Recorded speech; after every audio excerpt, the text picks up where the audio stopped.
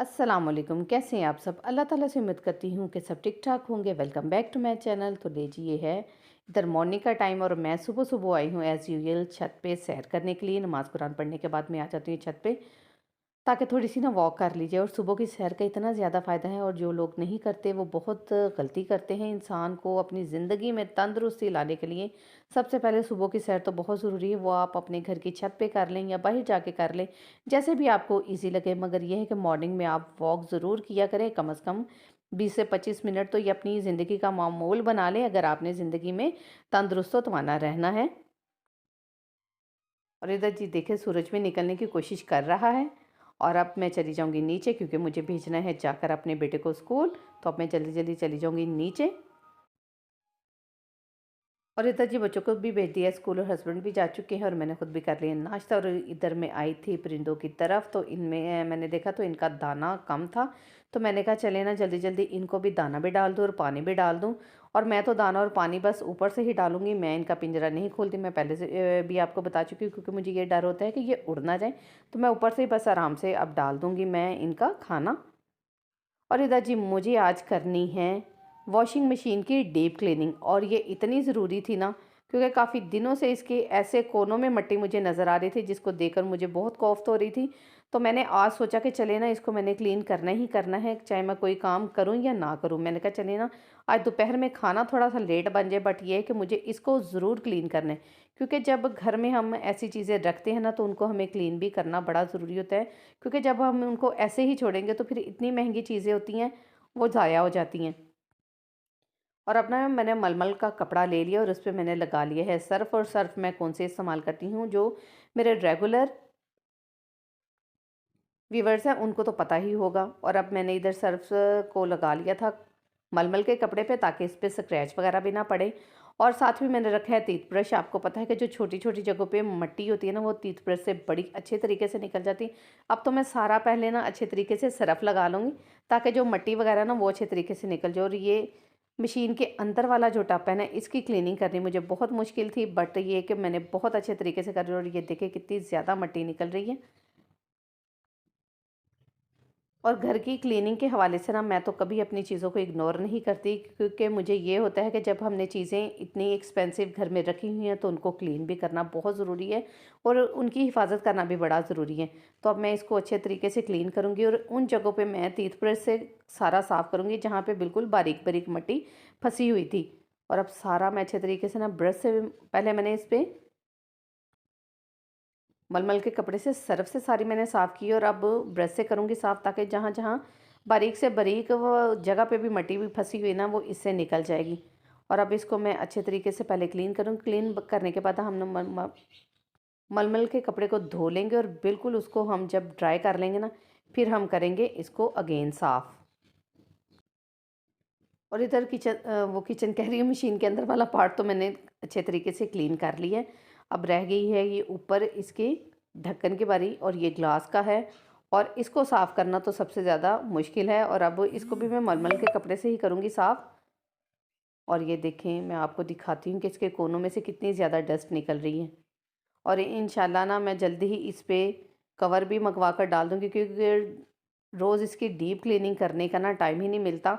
और जब मशीन मुझे गंदी नज़र आती है तो फिर मुझे कॉफ्त भी होती है। तो मैंने ऑर्डर कर दिया, और जैसे ही मुझे वो पार्सल मिल जाएगा इंशाल्लाह मैं आपसे उसका कवर भी शेयर करूँगी कि मैंने कैसा और कितने में मंगवाया है। और जो इसकी रेगुलर सफाई होती है वो तो चले करते ही रहते हैं, जब हम वॉशिंग करते हैं तब तो मैं सारा इसको साफ़ करती रही हूँ। मगर ये जो डीप क्लीनिंग थी ना, ये काफ़ी दिनों से मेरी रहती थी, और तकरीबन 15 से 20 दिन हो चुके थे मैंने इसकी डीप क्लीनिंग नहीं की थी। तो मैंने कहा चले आज कर ले। वैसे रेगुलर जो सफाई होती है वो तो करते ही रहते हैं, जब भी वॉशिंग की तभी कर ली।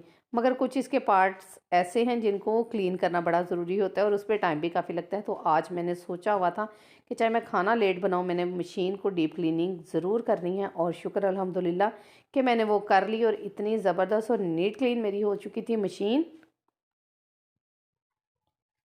और जब मैं चीज़ों की ऐसे डीप क्लीनिंग करती हूँ ना, तो आप यकीन करें मैं खुद ही देख देख कर खुश होती रहती हूँ कि देखे मैंने कितने कितने अच्छा तरीके से ना अपने घर को मैनेज किया हुआ है, और कैसे मैंने चीज़ों को क्लीन किया हुआ है। तो आप भी ऐसे ही किया करें। जो भी घर में ऐसी चीज़ें होती हैं ना, बल्कि घर की हर चीज़ को ही क्लीन करना चाहिए। हमें एक बस रूटीन बना लेनी चाहिए कि हमें आज का दिन ये वाला काम करना है और आज का दिन ये वाला काम।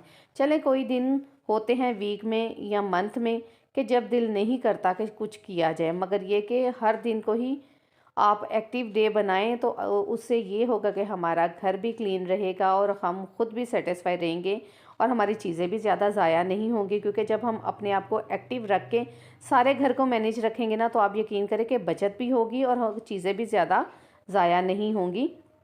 वो आप किचन की डीप क्लीनिंग से लेकर घर की डीप क्लीनिंग तक कर लें। बस आप घर को ये मैनेज करके चलें कि हमने आज के दिन ये काम करना है और कल ये करना है, तो इंशाल्लाह ज़्यादा बर्डन भी नहीं पड़ेगा और हमारा घर भी क्लीन ही रहेगा।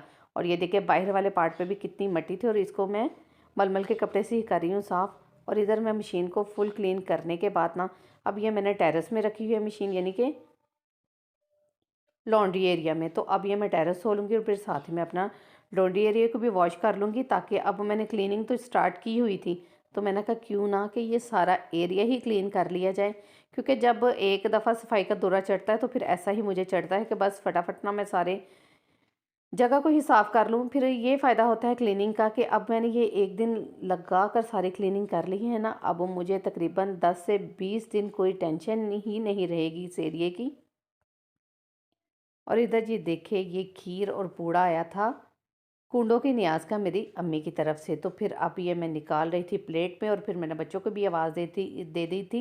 मैंने कहा चले आप भी आ जाओ और सारे मिलकर बैठकर खाते हैं, क्योंकि जो चीज़ मिलकर बैठकर खाई जाए ना, मेरे ख्याल में उसका टेस्ट ही अलग होता है। चले चीज़ों का तो अपना टेस्ट होता है ना, मगर जो मिलके बच्चों के साथ या हस्बैंड के साथ बैठकर चीज़ खाई जाए ना, उसका अपना अलग ही टेस्ट होता है। तो अब ये देखिए खीर थी और खीर भी इतनी मज़े की बनी हुई थी, पूड़े तो आप देख रहे हैं उनकी लुक से ही आपको पता चल रहा होगा कि ये कितनी मज़े की है। और अब मैं खीर निकाल लूँगी प्लेट में और अब मज़े ले लेकर हम खाएंगे। खीर और पूड़े का बड़ा ज़बरदस्त कॉम्बिनेशन है। अगर आपने अभी तक नहीं खाया तो आप ज़रूर घर में बनाकर या मार्केट से मंगवा कर खा कर देखें, ये बहुत ज़बरदस्त कॉम्बिनेशन है खीर और पूड़े का। और ये मालपूरा है जो अक्सर हम स्वीट्स वाली दुकान पर देखते हैं।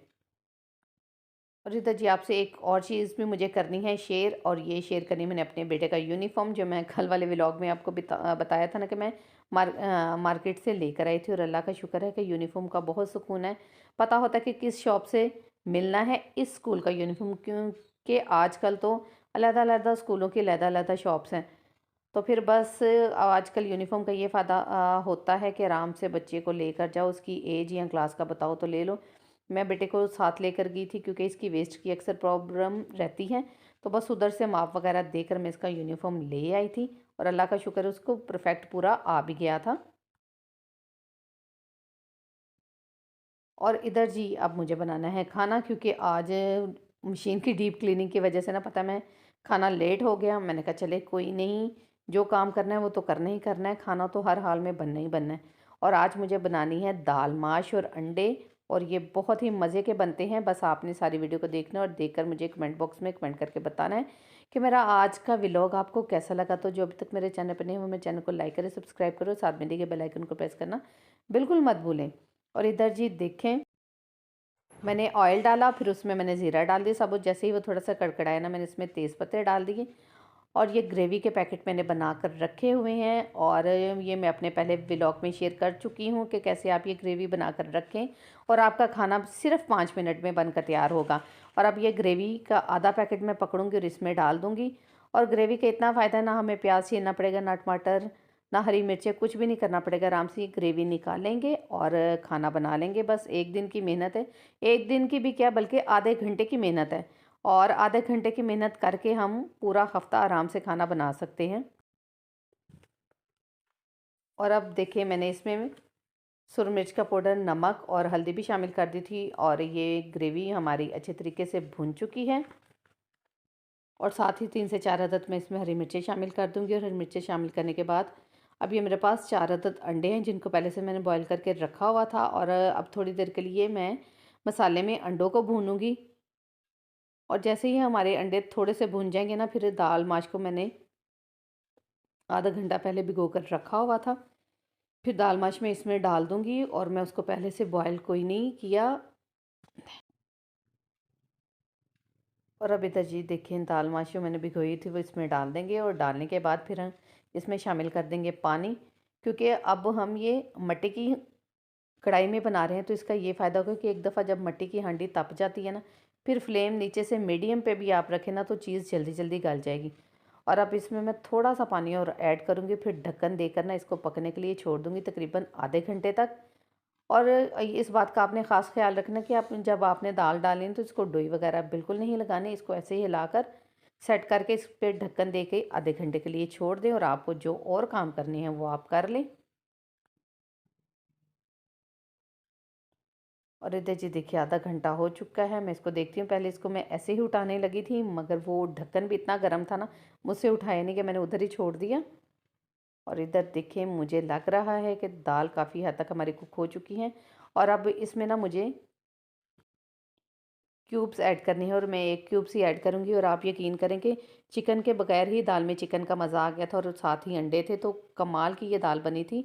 आप ज़रूर बनाकर ट्राई कीजिएगा और मुझे कमेंट बॉक्स में कमेंट करके बताइएगा कि आपकी दाल माश और अंडे कैसे बने। और इधर फिर मैंने इसको ढक्कन दे के पकने के लिए छोड़ा हुआ था और इधर दाल हमारी बिल्कुल हो चुकी है डन। ये देखिए कितना अच्छा कलर आ गया दाल का। और दाल को ज़्यादा टाइम लगना था गलने पे, तो फिर मैंने अंडों को निकाल लिया था। मैंने कहा वो ज़्यादा टाइट ना हो जाए। और अब इस स्टेज पे मैं अंडों को भी शामिल कर दूँगी इसमें। और अंडे शामिल करने के बाद फिर हम इसमें हरा धनिया शामिल कर देंगे। और इधर मैंने फ्लेम को कर दिया ऑफ़, और मगर अभी भी इसके बबल बन रहे हैं, क्योंकि हांडी जब एक दफ़ा मट्टी की कढ़ाई या हांडी जब एक दफ़ा तप जाती है तो उसको 5 से 10 मिनट लगते हैं दोबारा ठंडा होने में। और ग्रेवी हो दाल हो जो भी हो, धनिए के बगैर तो मुझे खाना अच्छा नहीं लगता। और अब इधर मैंने अंडे भी शामिल कर दिए और धनिया भी शामिल कर दिया। और फ्लेम को तो हम पहले से ऑफ़ कर चुके हैं। और अब साथ में बना लूँगी जल्दी जल्दी रोटियाँ। और ले जी फाइनल लुक आप चेक करें, बिल्कुल ढाबा स्टाइल हमारी दाल माश और अंडे बनकर हो चुके हैं रेडी। और इधर जी बनानी है मुझे बस जल्दी जल्दी रोटियां, और मैं रोटियां भी बना लूँगी। और रोटियों को पकाने से पहले मैंने इस पे कपड़ा बिछा दिए हैं। ये मैं आप पिछले व्लॉग में आपसे शेयर कर चुकी हूँ कि जब हम शेल्फ़ पे कपड़ा बिछा लेंगे ना तो रोटियां बनाते हुए जितना मर्ज़ी इस पे आटा वगैरह गिरेगा, हमें शेल्फ़ साफ़ करने की कोई टेंशन नहीं होगी। सिर्फ जस्ट 1 मिनट लगेगा और हमारी शेल्फ़ साफ़ होगी। और अब मैंने रोटियां बना ली, इसको मैंने साफ़ कर लिया और बस ये कपड़ा उठाऊंगी तो हमारी शेल्फ़ नीट क्लीन होगी। हमें ज़्यादा मेहनत नहीं करनी पड़ेगी। और यही है घर की क्लीनिंग की छोटी छोटी टिप्स जिसको हम फॉलो करके अपनी ज़िंदगी को आसान बना सकते हैं। और यहीं पे करूँगी मैं आज के अपने व्लॉग का एंड। तो मुझे पूरी उम्मीद है कि मेरे आज की कुकिंग एंड क्लीनिंग रूटीन का व्लॉग आपको ज़रूर पसंद आया होगा। नेक्स्ट व्लॉग के लिए देखते रहें एस एस फूड किचन। अल्लाह हाफिज़।